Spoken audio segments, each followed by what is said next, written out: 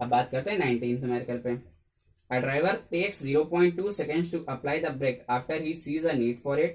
This is called reaction time of the driver.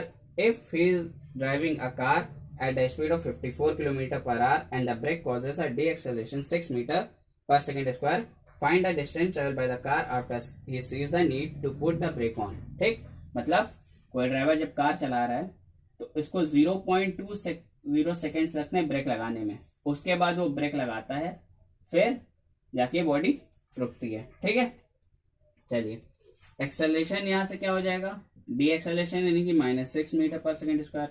Initial velocity body की क्या है 54 kilometre per hour, इसको हम मीटर पर सेकेंड में चेंज कर लेते हैं। ठीक है, तो 5/18 से मल्टीप्लाई करेंगे तो इसका आ जाएगा 15 मीटर पर सेकेंड। ठीक, क्लियर। तो इनिशियल वेलोसिटी होगी बॉडी की 15 मीटर पर सेकेंड। फिर क्या कहा है, कितनी डिस्टेंस वो ट्रेवल करेगा।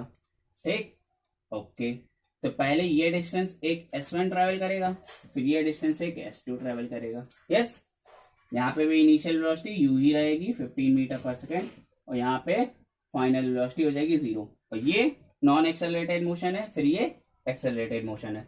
तो पहला जो S1 है वो नॉन एक्सेलरेटेड है, मतलब u into T, speed is distance is speed into time. Okay, speed कितनी है यहाँ पे 15 मीटर पर सेकेंड, कितना टाइम लग रहा है 0.20।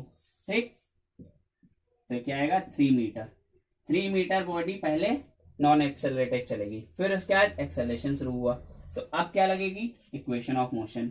तो v square is equal to u square plus 2as2। ठीक, तो v क्या है 0, u क्या है 15 प्लस 2 इंटू a क्या है -6s2। तो S2 इससे क्या आएगा 225 डिवाइडेड बाई 12।